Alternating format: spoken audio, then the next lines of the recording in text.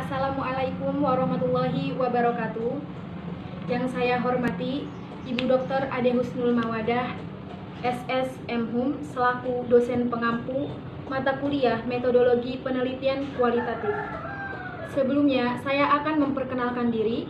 Saya Iin Uzlifah dari Program Studi Pendidikan Bahasa Indonesia, Fakultas Keguruan dan Ilmu Pendidikan Universitas Sultan Ageng Tirtayasa, akan mempresentasikan proposal penelitian dengan judul Tindak Tutur Ilokusi pada Caption Endorse di media massa Instagram @keanu_agl.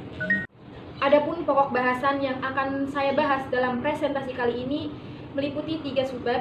Yang pertama, pendahuluan, yang kedua, kajian pustaka, dan yang ketiga, prosedur penelitian. Baik, selanjutnya kita ke pembahasan. Untuk pembahasan yang pertama ada pendahuluan, meliputi latar belakang masalah. Sebagai makhluk sosial, manusia tentunya saling berhubungan antara satu dengan yang lainnya. Tentunya dalam berhubungan, manusia memerlukan bahasa. Melalui bahasa, manusia dapat mengungkapkan ide, gagasan, dan perasaannya kepada orang lain atau kelompok lain.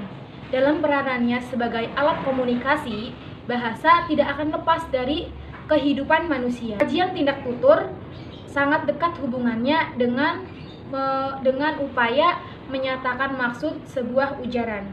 Yang ketiga ada kehadiran media sosial. Kehadiran media sosial membuat pengguna komunikasi digital berkembang secara pesat.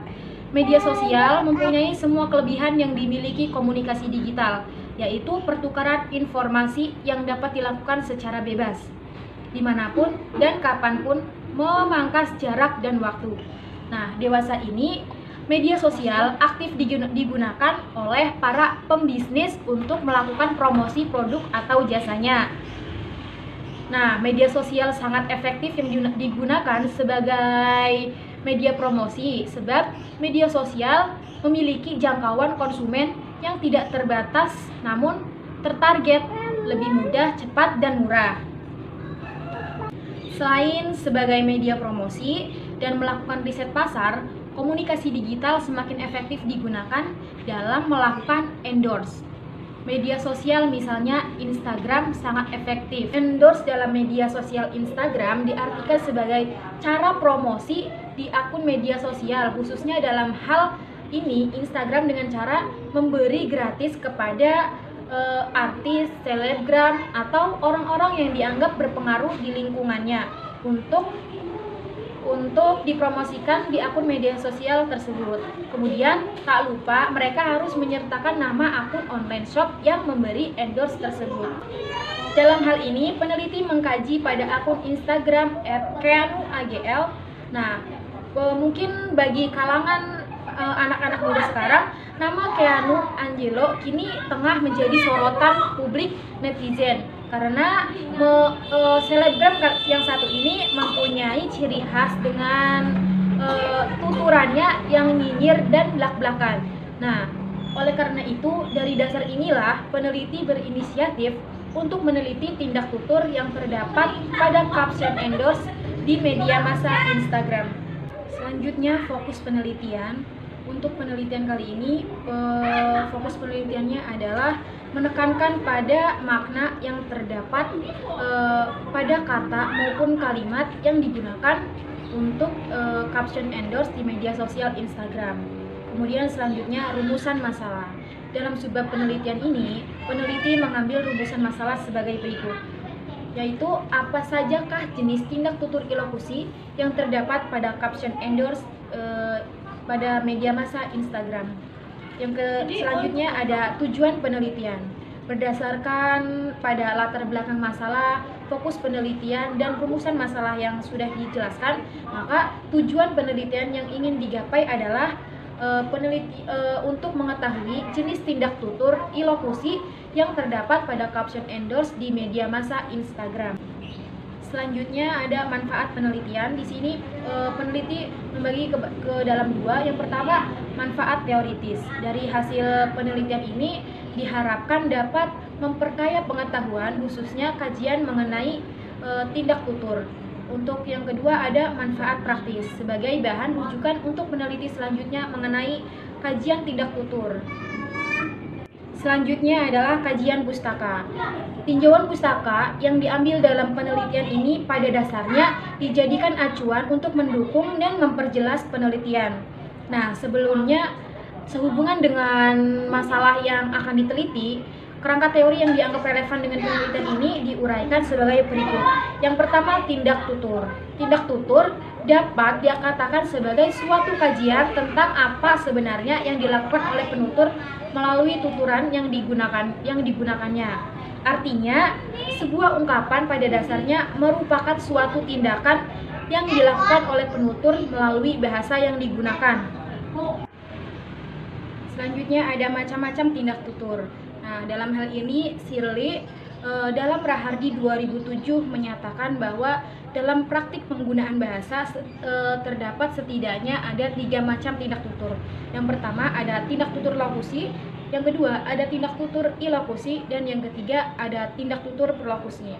Dalam penelitian kali ini, peneliti hanya meneliti tindak tutur ilokusi. Adapun pengertian dari tindak tutur ilokusi adalah tindak tutur untuk melakukan suatu dengan maksud dan fungsi tertentu. Tindak tutur ini dapat dikaitkan sebagai the of doing something. Secara garis besar, kategori tindak tutur ilokusi menurut Shirley dalam Rahardi 2007 dapat dikelompokkan sebagai berikut. Untuk yang pertama ada asertif, yaitu bentuk tutur yang mengikat penutur pada kebenaran proposisi yang diungkapkan. Misalnya saja menyatakan, menyarankan, membual, mengeluh, dan mengklaim. Untuk yang kedua ada direktif, yaitu bentuk tutur yang dimaksudkan penuturnya untuk membuat pengaruh agar si mitra tutur melakukan tindakan. Misalnya saja memesan, memerintah, memohon, menasehati, dan merekomendasikan. Untuk yang ketiga ada tindak tutur ilokusi ekspresif. Ekspresif artinya bentuk tuturan yang berfungsi untuk menyatakan atau menunjukkan sikap psikologis penutur terhadap suatu keadaan. Misalnya berterima kasih, meminta maaf, menyalahkan, memuji, dan berbelasungkawa. Tindak tutur ilokusi selanjutnya ada tindak tutur ilokusi komisif, yaitu bentuk tutur yang berfungsi untuk menyatakan janji atau penawaran. Misalnya saja berjanji, bersumpah, dan menawarkan sesuatu. Tindak tutur ilokusi yang terakhir ada tindak tutur deklarasi, yaitu bentuk tutur yang menghubungkan antara tuturan dengan kenyataan. Misalnya saja berpasrah, memecat, membaptis, memberi nama, mengangkat, mengucilkan, dan menghukum. Kemudian ada fungsi tindak tutur. Fungsi tindak tutur terkait dengan penyajian informasi mengenai produk atau jasa yang dijalankan di media sosial Instagram. Nah, hal ini bisa terlihat dari respon sesama pengguna media sosial Instagram seperti memberikan komentar, memberikan tanda hati atau dalam sebuah postingan. Nah, adapun fungsi dari tindak tutur itu yang pertama untuk tukar-menukar informasi faktual. Kedua, mengungkapkan informasi intelektual. Fungsi yang ketiga ada mengungkapkan sikap emosi. Fungsi yang keempat ada mengungkapkan sikap moral. Yang fungsi selanjutnya meyakinkan atau mempengaruhi. Selanjutnya ada sosialisasi, misalnya memperkenalkan, menarik perhatian, dan menyapa. Subbab terakhir yaitu prosedur penelitian. Untuk yang pertama ada metode penelitian. Nah, dalam penelitian ini peneliti menggunakan metode penelitian kualitatif. Nah, dalam hal ini Sugiono 2019 memberikan pengertian tentang metode penelitian kualitatif, bahwa metode penelitian kualitatif berlandaskan pada filsafat post-positivisme, digunakan untuk meneliti pada kondisi objek yang alamiah. Nah, metode kualitatif digunakan untuk mendapatkan data yang mendalam, suatu data yang mendukung makna. Makna adalah data yang sebenarnya, data yang pasti, yang merupakan suatu nilai di balik data yang tampak. Nah, hal ini Penelitian yang digunakan yakni penelitian studi kasus, yaitu suatu penelitian yang dilaksanakan untuk mempelajari secara intensif tentang latar belakang atau keadaan sekarang, serta interaksi lingkungan suatu unit sosial, individu, kelompok, lembaga, atau masyarakat. Kemudian ada tempat penelitian. Nah, penelitian ini dialokasikan di rumah peneliti, tepatnya di Jalan Sunan Bonang, lingkungan Kampung Baru, Kecamatan Ciwandan, Kota Cilegon. Selanjutnya ada instrumen penelitian. Instrumen penelitian. Instrumen penelitian merupakan alat yang digunakan untuk mengumpulkan atau menyediakan berbagai data yang diperlukan dalam kegiatan penelitian. Nah, dalam penelitian ini instrumen yang digunakan oleh peneliti berupa laptop, internet, serta catatan observasi, yaitu penulis mengamati, mencatat, atau mengumpulkan data terkait dengan penelitian. Selanjutnya ada sumber data. Sumber data utama dalam penelitian kualitatif menurut Loveland dalam Hamidah 2020 adalah kata-kata atau tindakan. Data penelitian berasal dari tindak tutur yang digunakan oleh pemilik akun Instagram @keanuagl dalam mempromosikan produk atau jasa di media sosialnya yang bersifat tulisan. Selanjutnya ada teknik pengumpulan data. Teknik pengumpulan data dalam penelitian ini dilakukan dengan teknik dokumentasi, yaitu berupa caption dari foto atau video ketika mempromosikan suatu produk atau jasa dari akun Instagram @keanuagl. Nah, selanjutnya ada teknik analisis data. Analisis data merupakan teknik yang digunakan untuk menguji keabsahan data. Nah, analisis data dalam penelitian ini menggunakan teknik Miles dan Huberman. Miles dan Huberman dalam Sugiono 2019 mengungkapkan bahwa aktivitas dalam analisis data dilakukan secara intensif dan berlangsung secara terus-menerus sampai tuntas. Nah, aktivitas dalam analisis data itu menurut si Miles dan Huberman ini terdiri dari 3 tahap. Yang pertama ada reduksi data, yang kedua penyajian, dan yang ketiga kesimpulan atau verifikasi. Yang pertama ada reduksi data. Reduksi atau pengurangan data merupakan serangkaian proses dalam memilih data-data pokok, berfokus hanya pada data-data yang penting. Nah, data yang telah mengalami proses reduksi dapat memberikan gambaran lebih jelas dan memudahkan dalam pengumpulan data. Kemudian yang kedua ada penyajian data. Penyajian data merupakan rangkaian lanjutan dalam proses analisis data. Pemaparan data sebagai sekumpulan data yang tersistematis serta memberikan kemungkinan dalam penarikan kesimpulan dan proses dalam pengambilan data. Untuk yang terakhir ada kesimpulan atau verifikasi.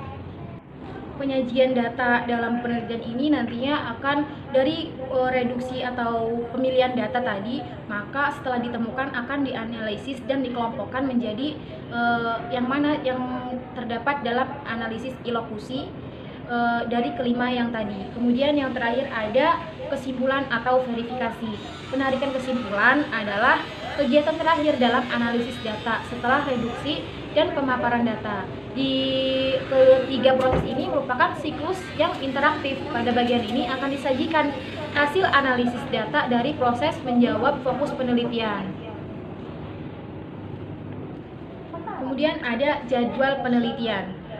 Waktu penelitian ini dijadwalkan pada bulan Desember 2020. Nah, untuk selanjutnya ada pembiayaan.